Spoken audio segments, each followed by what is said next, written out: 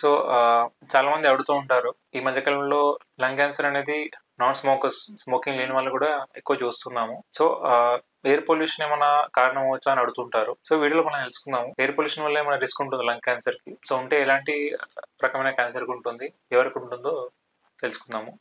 I'm doctor Naresh, consultant medical oncologist, DM from AIIMS New Delhi. So lung cancer అనేది మన భారతదేశంలో 2వ స్థానంలో ఉంది పురుషులలో. మొదటి cancer oral cavity cancer.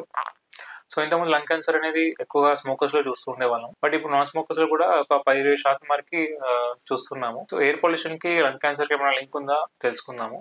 So ఈ మధ్యకాలంలో ఒక రీసెంట్ స్టడీ చేశారు. అందులో ఏం చేస్తారంటే వాళ్ళు ఒక 900 మంది లంగ్ క్యాన్సర్ పేషెంట్స్ ఎవరైతే స్మోకింగ్ చేయని వాళ్ళ ఏదైతే బయాప్సీ ఉందో వాటిని స్టడీ చేస్తారు. సో ఈ స్టడీ అనేది అందులో పాల్గొన్న వాళ్ళు యుఎస్ నుంచి ఉన్నారు, యూకే నుంచి, యూరోప్ అండ్ ఏషియా, ఇట్లా పాన్ దేశాల్లో నుంచి ఉన్నారు. సో వాళ్ళు ఏం చేశారంటే ఎస్పెషల్లీ మన ఏషియన్ కంట్రీస్ లో పొల్యూషన్ ఎక్కడైతే ఎక్కువ ఉందో సో కొన్ని మ్యూటేషన్స్ ఐడెంటిఫై చేస్తారు వాళ్ళ బయాప్సీ దాంట్లో. ఎక్కువ ఉన్నప్పుడు ఆ మ్యూటేషన్ లెవెల్స్ అనేవి ఎక్కువగా ఉండడం చూశారు.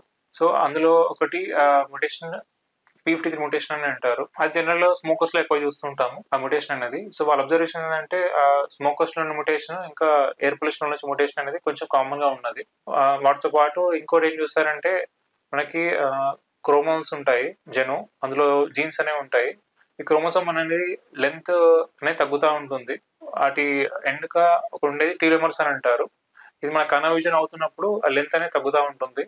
సో ఆ కణ విభజన ఎంత ర్యాపిడ్ గా ఉందంటే ఆ లెంత్ అనేది బాగా తగ్గుతూ ఉంటుంది. సో వాళ్ళు ఏం చూస్తారంటే ఈ స్టడీలో ఆ లెంత్ ఏది టీలోమర్స్ స్టార్టింగ్ అంటారు వాటిని, అది కూడా వాళ్ళు బాగా అబ్జర్వ్ చేస్తారు ఎవరికైతే ఈ హై ఎయిర్ పొల్యూషన్ ఉందో. So to conclude, so air pollution కూడా one of the cause for lung cancer అని చెప్పుకోవచ్చు, ఎస్పెషలీ నాన్ స్మోకర్స్ లో.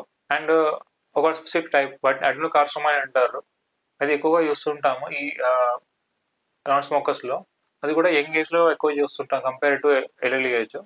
అండ్ ఫీమేల్స్ లో కూడా కొంచెం ఎక్కువగా ఇన్సిడెన్స్ అనేది చూస్తూ ఉంటాము. సో అండ్ ఈ మధ్య కాలంలో మనకి చాలా చూస్తున్నాం పొల్యూషన్ అనేది చాలా పెరగడం, ఎస్పెషల్లీ మెట్రోస్ లో కావచ్చు, నార్త్ లో కావచ్చు. సో ఉన్నప్పుడు ఇలాంటి కొన్ని జాగ్రత్తలు అనేది తీసుకోవాల్సి వస్తుంది. Thank you.